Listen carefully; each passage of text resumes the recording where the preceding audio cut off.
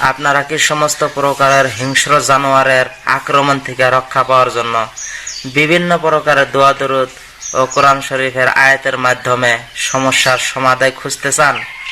তো যদি আপনারা কোরআন শরীফের আয়াতের মাধ্যমে ও দোয়া দরুদের মাধ্যমে এই ধরনের মুসিবত থেকে যদি বাঁচার তদবির খুঁজতেছেন, তাহলে আপনাদের জন্য এই ভিডিওটি মনোযোগ সহকারে দেখবেন।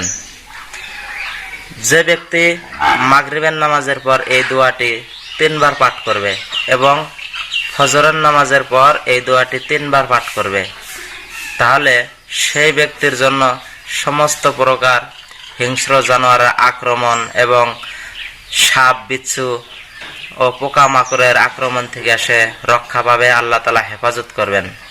তো সেই দোয়াটি কি? দোয়াটি আপনারা মনোযোগ সহকারে শুনবেন। দোয়াটি কিন্তু অবশ্যই মাগরিবের নামাজের পরে 3 বার পাঠ করবেন এবং ফজরের নামাজের পরে 3 বার পাঠ করবেন। পরে আপনার হাতে ফুঁক দিয়ে, 2 হাতে ফুঁক দিয়ে সমস্ত শরীর মোছা করে নেবেন। তো দোয়াটি আপনারা ভালো করে লক্ষ্য করে শুনে নেন। বিসমিল্লাহিল্লাযী লা ইয়াদুররু মা'a ইসমিহি শাইউন ফিল আরদি ওয়ালা ফিস সামাই ওয়া হুয়াস সামিউল আলিম। আউযু বিকালিমাতিল্লাহিত তাম্মাতি মিন শাররি মা খালাক। আর একবার বলছি, আপনারা লক্ষ্য করে শুনে নিন। বিসমিল্লাহিল্লাযী লা ইয়াদুররু মা'a ইসমিহি শাইউন ফিল আরদি ওয়ালা ফিস সামাই ওয়া হুয়াস সামিউল আলিম। আউযু বিকালিমাতিল্লাহিত তাম্মাতি মিন শাররি মা খালাক।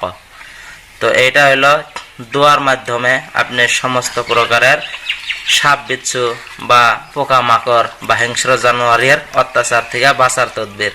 তো এখন আরো একটা কোরআনের আয়াতও আছে, হাদিসের ভিতরে আছে, যে ব্যক্তি শোয়ার টাইমে সূরা ফাতিহা 3 বার এবং সূরা ইখলাস কুলহুর সূরা 3 বার যে ব্যক্তি পাঠ করবে, পাঠ করে যদি সে নিদ্রায় যায়, ঘুম আসে, তাহলে ওই ব্যক্তিকে মৃত্যু ছাড়া আর যত ধরনের যন্ত্রণাদায়ক বস্তু আছে কোনো বস্তুই তাকে অ্যাটাক করবে না, আক্রমণ করবে না।